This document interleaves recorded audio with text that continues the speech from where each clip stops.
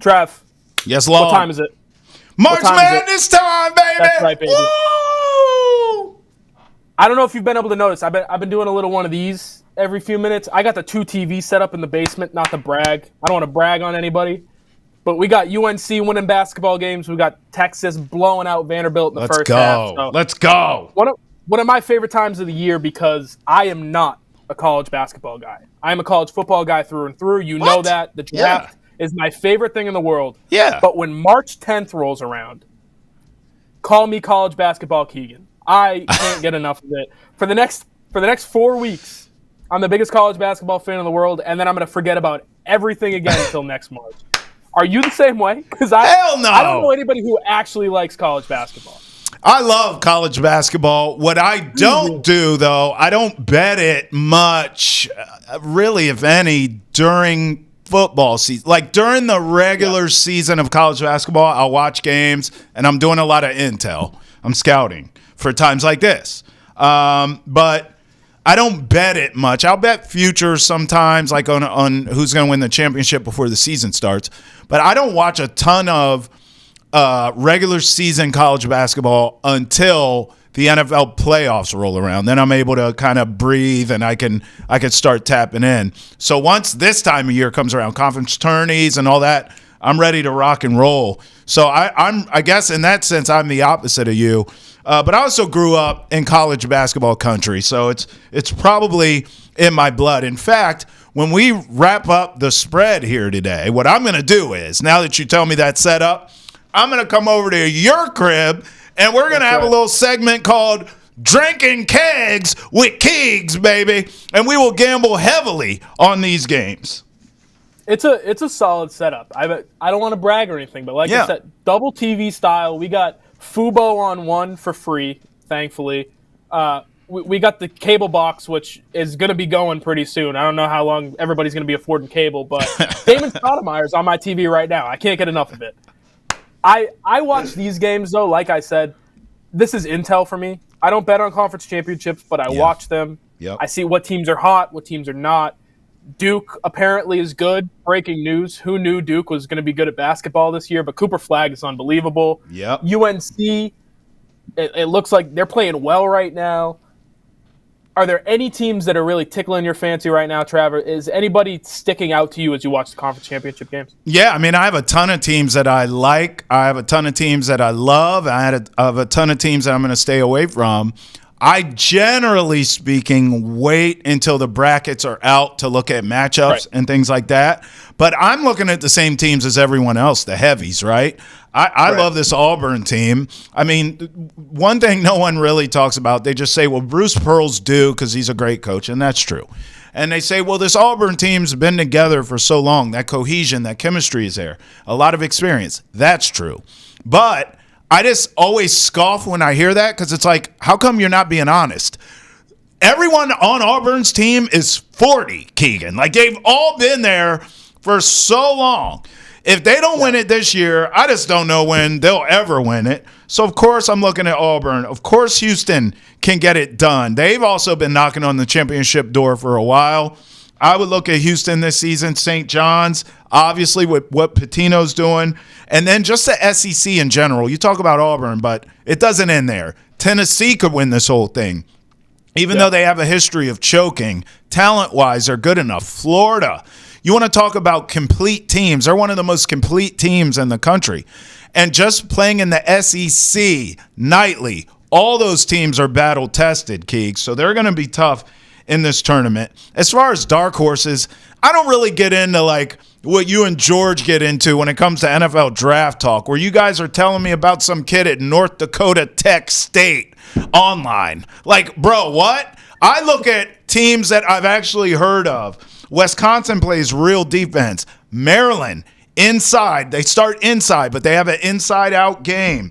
Texas Tech is another complete team in this country. How about BYU?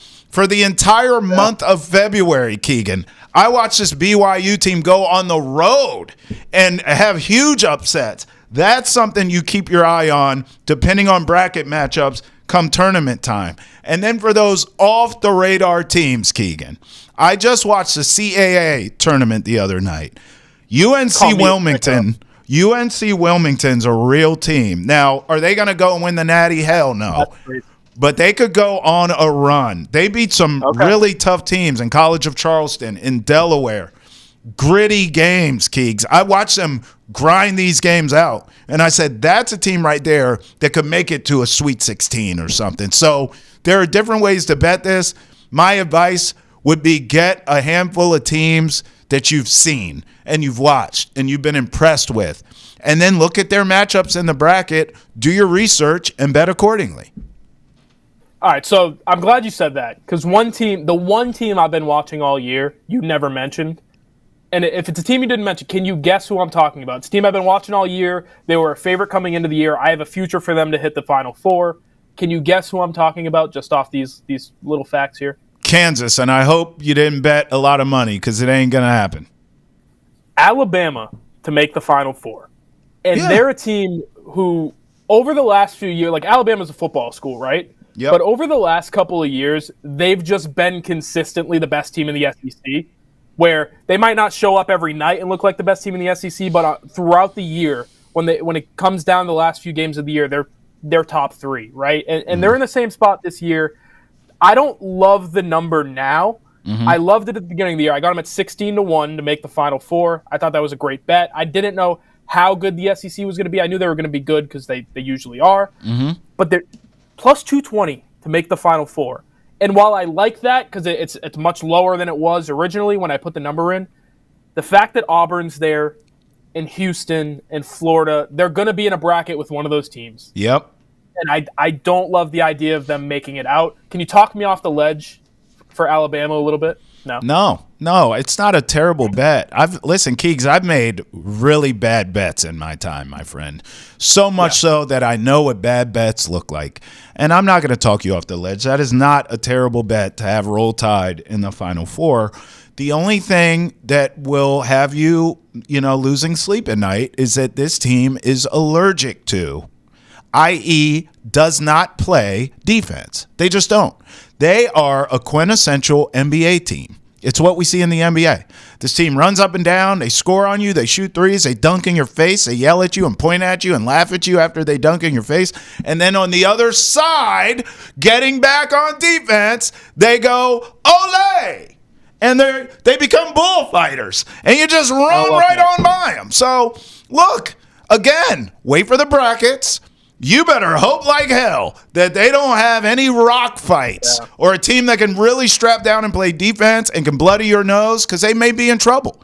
But that doesn't necessarily always happen. They could be on the side of a bracket where they have a bunch of offensive juggernauts. They'll come out of that. So it's not a bad bet. Hang on to it. I hate Duke.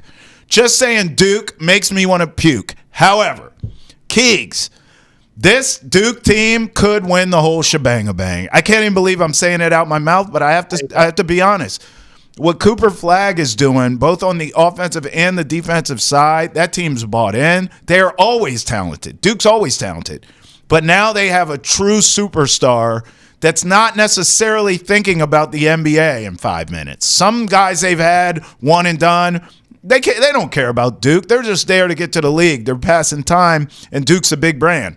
This kid, Cooper Flagg, cares about Duke, and he plays like it. I mean, he plays on both sides. They're so talented. He's a leader.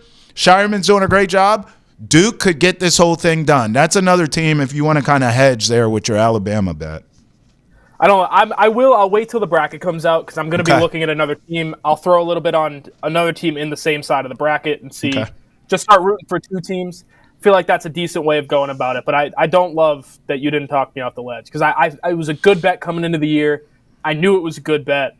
Now it's looking like we've gotten this far, and I don't like that we've gotten this far. I would have rather they had monumental things happen to the team and they would have just exploded and I wouldn't have to worry about it, because now we're going to the tournament and I'm going to have a little bit in the back of my brain like, maybe they'll pull through. Maybe they'll pull through for me, and I don't know if it's going to happen. It's a tremendous team. Don't go into it thinking that way. What you just need to avoid teams like Iowa State right? Like just teams that are really good and actually play real defense. Houston could be a real problem for an Alabama. Like when you start getting around Sweet 16, Elite 8, you're not playing these cupcake teams anymore, right? You're playing real heavies. And that's what I'm telling you. Stylistically, Alabama will have trouble with teams like that. But it doesn't necessarily mean they'll play teams like that. UCLA, another one. Mick Cronin's crew. Defensive is all hell. You worry about the offense.